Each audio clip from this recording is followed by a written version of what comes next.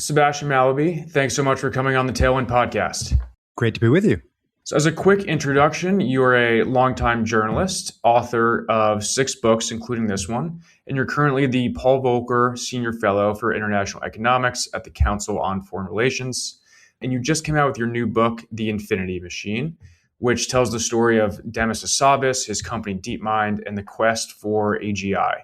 First question to set the stage, why did you write this book? Well, there's a very succinct answer. AI is the most exciting technology in the world, and Demis Hassabis is the most exciting person doing that technology. I can give you the longer version. Please. Why is Demis Hassabis so exciting? He's not the best known person in this field, but he had the idea for starting a lab to build AGI back in 2010, way before OpenAI got started, much before Anthropic or XAI. And so he's the OG. And if you want to tell the story of the making of modern AI, it's really Demis's intellectual journey that maps onto that the best.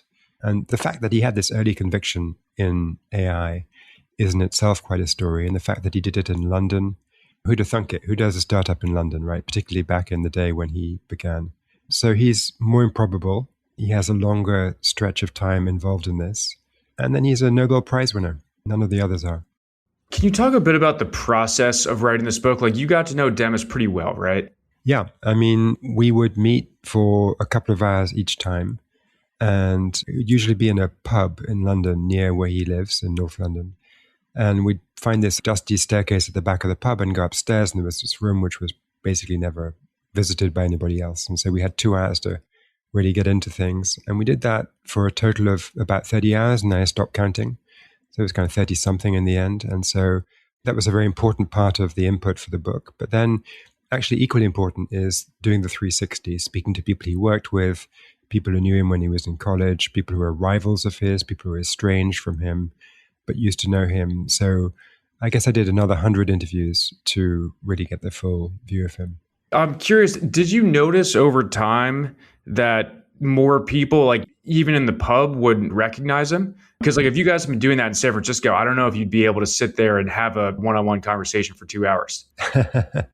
No, it was fine. Nobody ever came up to him and said, "Oh, I recognize you."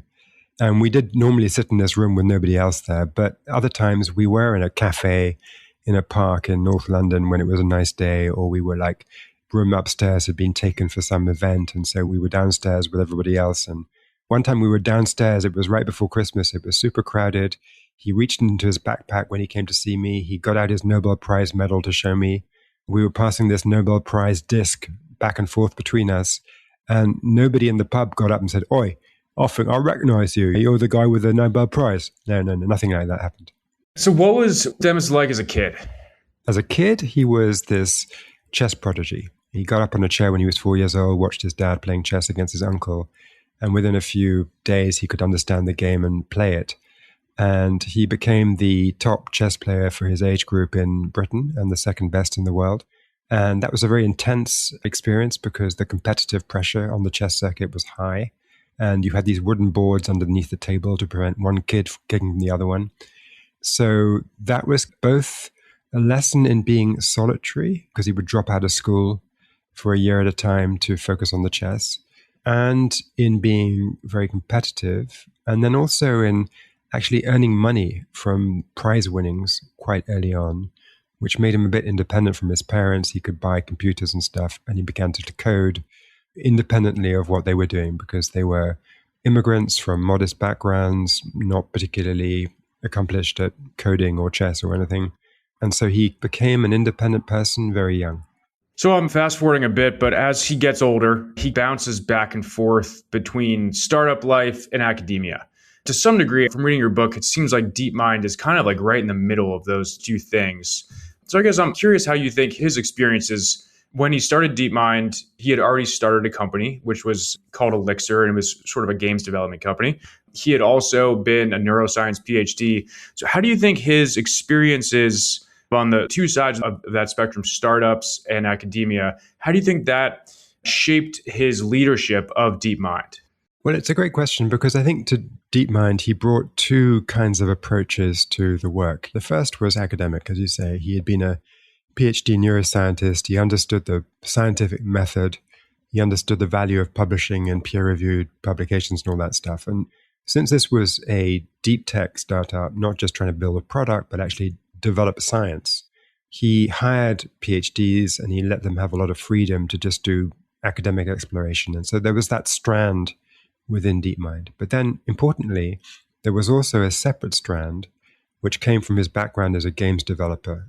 And he would call this a strike team. And basically, if the academic exploration led to some area of AI where things looked ripe, and if you really pushed with more resources for a couple of years, you might get a big deliverable result, then the bottom-up exploration would switch to a top-down directed exploitation of some set of discoveries that you could turn into a result.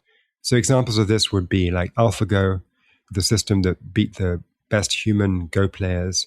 Demis recognized that the science was ripe, and so he put resources, and there was a team with a product director, and everybody had to do what they were told, and they worked together. And that's much more like a video game production team. So I think it was that ability to switch between exploration on the one hand and exploitation on the other that made DeepMind successful.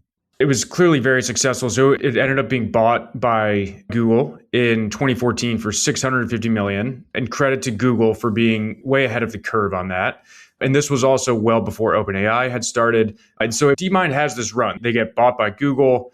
2015 is AlphaGo, and then they start to work on protein folding after that. And so as we're in the like mid to late-ish 20-teens, DeepMind is the top of the hierarchy in AI. But things start to get a little bit more complicated. Some competition emerges. And also, they're trying to find their place within Google at this point, which has some other AI units. So what are some of the challenges that Demis has to navigate as far as finding their lane within Google? Yeah, well, a big point of friction with Google was the safety provisions around artificial intelligence. When he sold the company to Google, it was actually a rival bid from Meta. It was called Facebook then. And it was a higher bid. Mark Zuckerberg offered 800 million instead of 650. And Demis turned it down because he really cared about having safety protections around the AI. And the idea was, instead of just the corporate board of Google being empowered to decide how AI would be rolled out, there would be an independent, non-profit type board that would decide on the final deployment. And they had dreams of making Barack Obama a member of this and so forth. And so that was the deal when they sold to Google in 2014. But Google, for various reasons, didn't really deliver on that. So then there was a secret fight between 2016 and 2019 when Demis was pushing them to create a safety oversight board and threatening that if they didn't, he would quit. And he would take his whole team with him and they would spin out. They went to Reid Hoffman, who had sold LinkedIn, had some money, and Reid pledged $1 billion to back a spin out of DeepMind from Google. And this was a whole secret thing called Project Mario. Nobody knew about it until I got lots of leaks from inside and I wrote this chapter about it. And even though the DeepMind general counsel told me I couldn't publish it, I did. So that was the big point of friction. And in the end of that story, essentially Demis just gets worn down. He's flying back and forth from London, where DeepMind was still headquartered, to the Bay Area to talk to people at Google headquarters. And the sort of 11-hour flights and the 8-hour time change, and eventually he just gave up. And so then you have a period of getting beyond that fight and kind of collaborating more. And I would say that in the recent period, actually, the relationship between Sundar Pichai, the CEO of Alphabet, and Demis is like the biggest and most successful buddy act in global business, because Sundar needs Demis to deliver AI, and Demis needs Sundar to deliver the resources so that he can build AI. Right. And their success as a duo, or like the dynamic, was foreshadowed by the tension they had years earlier, right? Because Demis wanted to operate totally independently. And Sundar was like, no, I want you involved in what we're doing because I think what you're doing is so successful. So they had this conflict back then, which was really a sign of respect from Sundar. In many ways, although he was kind of grinding Demis, he was right. And they just weren't at a period yet where they could fully act on it. Yeah, totally. I agree. I mean, I think one of the surprises to me of doing this research was that I developed actually a lot more respect for Sundar Pichai. I mean, there was this narrative at one point after ChatGPT came out that like Satya Nadella was this great CEO, visionary leader, blah, blah, blah.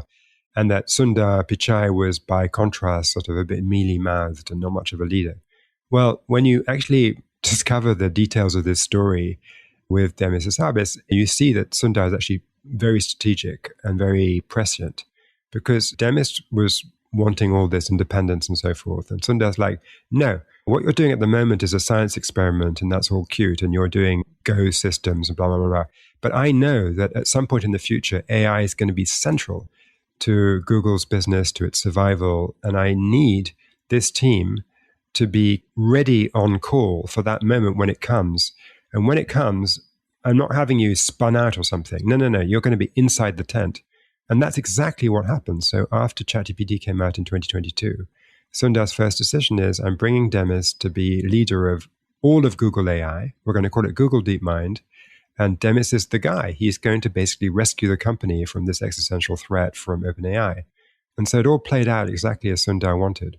There's a great anecdote in there about how Demis and Mustafa, his co-founder DeepMind, they had been appealing to Larry Page and Sergey Brin to try to gain more independence to some degree from Sundar's reach, I guess. So they finally set up this joint meeting. They're going to get everyone in the room. And then those two guys are like an hour or two late.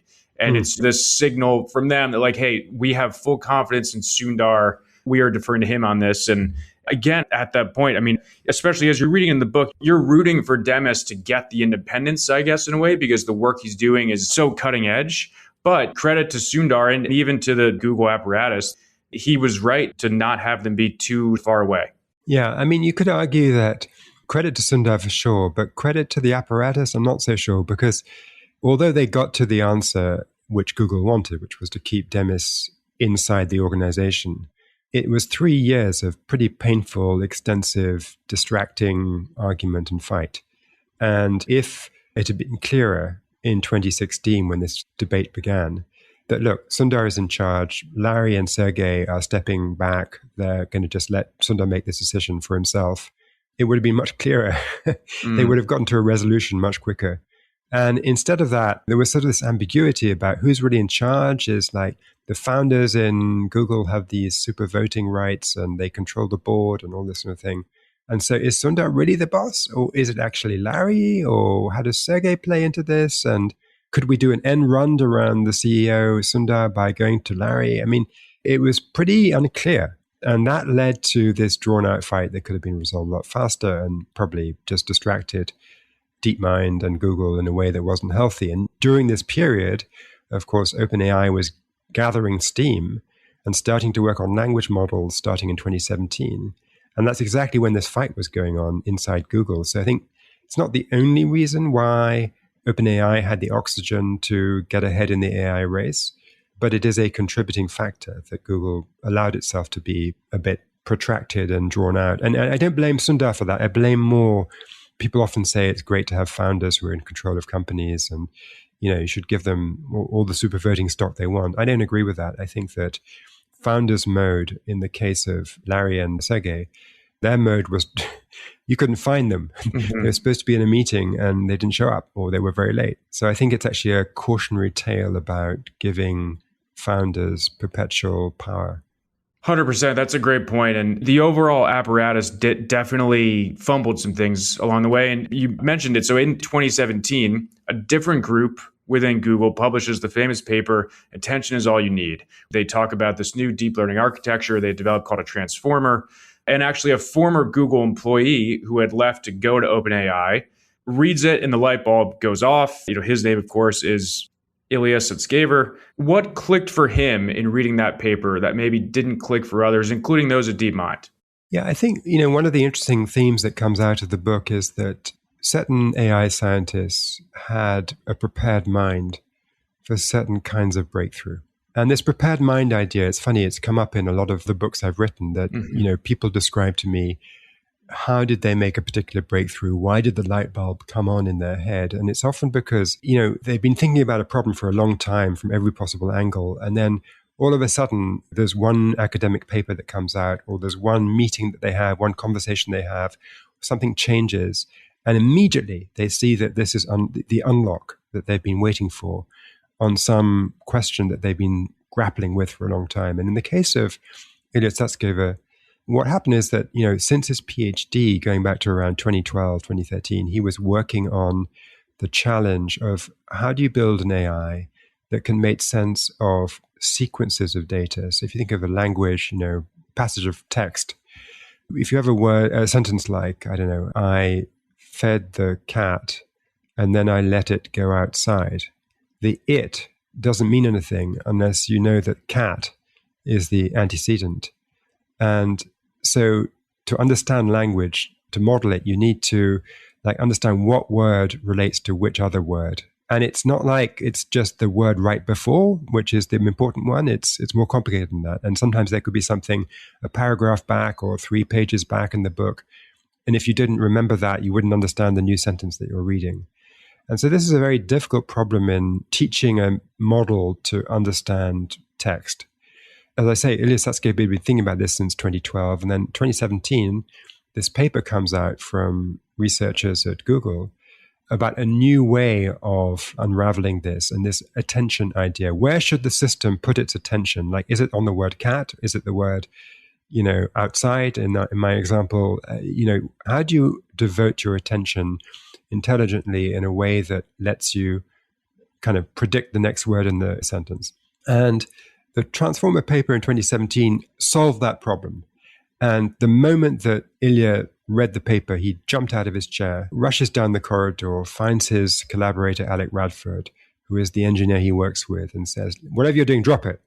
And we're going to build a language model now, and it's going to be based on this transformer architecture. It's going to be amazing. And so he just immediately jumps on it, whereas nobody else had the prepared mind in quite the same way. And elsewhere in my book, there are stories about David Silver, the reinforcement learning scientist who had done a PhD around the same time as Ilya, but in the different field of how do you build an agent that plays Go. And so he was highly attuned to anything that could unlock Go. And that's why DeepMind won at Go. But in the case of this language sequencing, Ilya was the one who was prepared, and that's why OpenAI won at that. So it's interesting. I read your book about the history of venture capital as well, and which is a great book called The Power Law. I think someone you sort of chronicled in that book talks about the prepared mind concept, but in investing.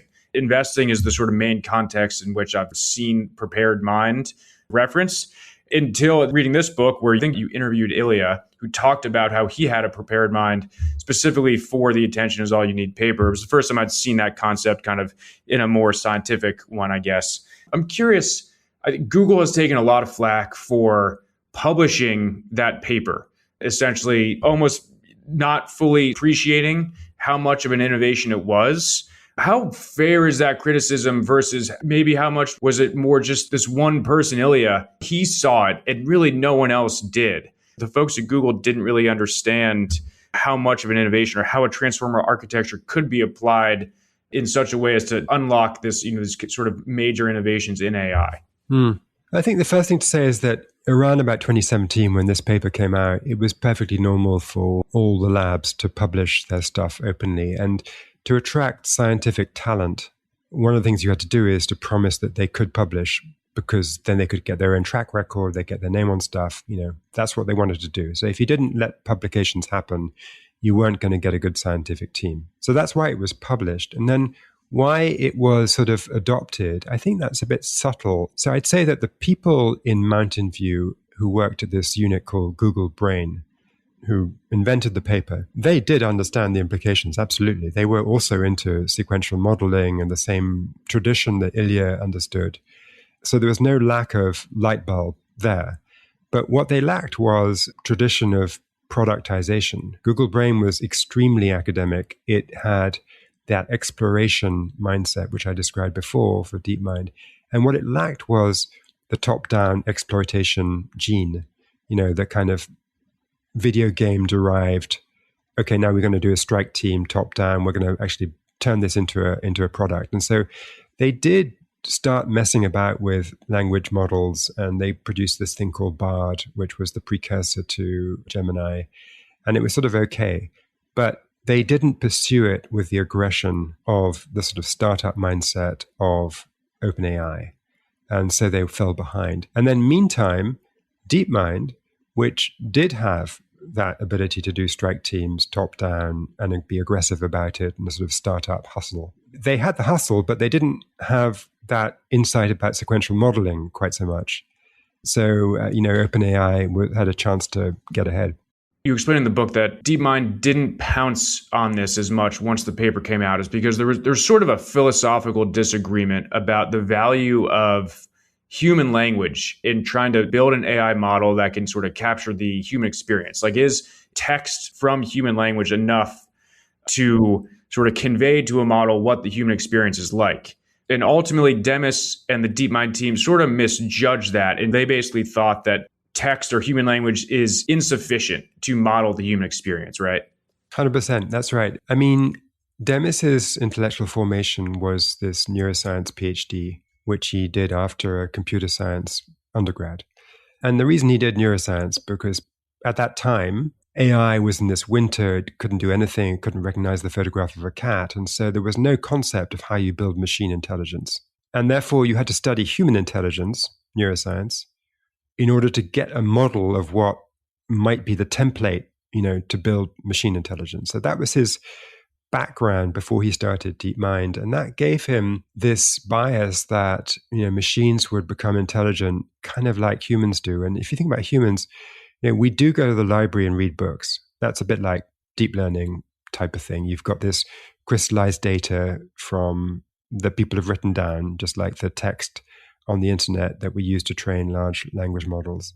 And humans also learn through that kind of indirect experience of reading stuff. But we also are physical beings that act in the world, and we do trial and error, and we pick up a glass of water and we can feel its weight. And if we tip it over, we know it's going to make the floor wet. And we have a physical model of how the world works.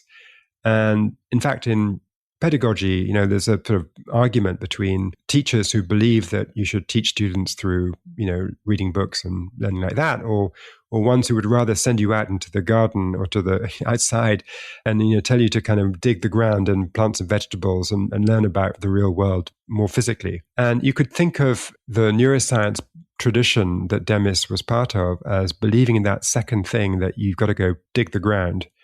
That was important. That was intrinsic to being intelligent. It's like understanding the physical world. And so he thought that, language is just a system of symbols. It's fine, but it's not the main route to superintelligence. And rather, the main route is to have these simulated versions of the real world, which for him were often game environments like Go or the Atari games or other video games. They had a model that played StarCraft 2. And to him, learning StarCraft 2 through trial and error was closer to the path of getting to superintelligence than just analyzing language. It turns out, of course, that in fact, when you analyze all the language on the internet, you can generate a very powerful large language model that is a big jump towards AGI. And Demis misjudged that.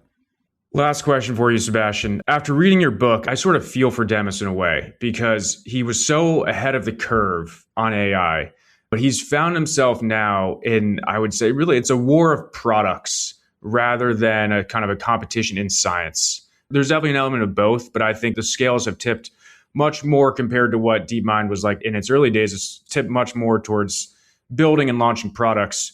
I guess I'd be curious to hear your thoughts on that a reader of your book has come away being a little bit like, I feel for him.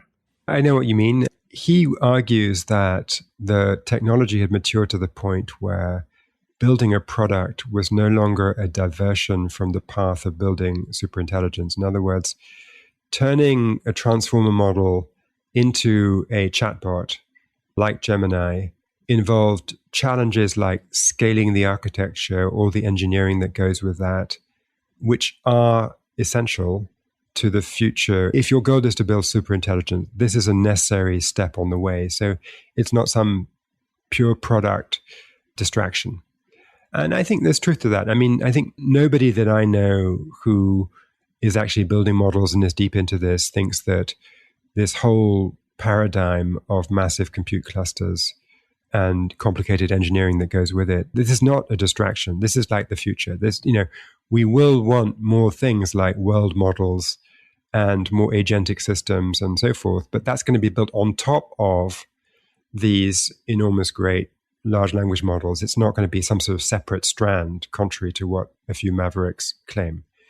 So if that's all true, and the path to the future is via these massive language models, then Demis kind of has a point that what he's doing is on the path that he always told himself he was going to go down. That said, it clearly isn't pure science. It's not applying AI to science, which is what his original motivation was. And it may get there, but for now, it's gone into an engineering phase. He often says when he talks about the future that he not only thinks there may be more scientific breakthroughs to get from where we are now to superintelligence. In other words, it's not just scaling and engineering. It's actually some sort of transformer type flash of genius where you have a new architecture. And he says, well, I think that might well be the case. And I kind of hope it is, because he prefers the scientific version of the future where it's, about genius inspiration as opposed to just like brute force engineering. You have a point. He's slightly distracted from where he wanted to be, but it may be that it's a necessary phase to go through if you want to get to superintelligence and apply that to science in the long run. Sebastian Mallaby, thank you so much for coming on the podcast. It's been a great pleasure. Thank you for having me.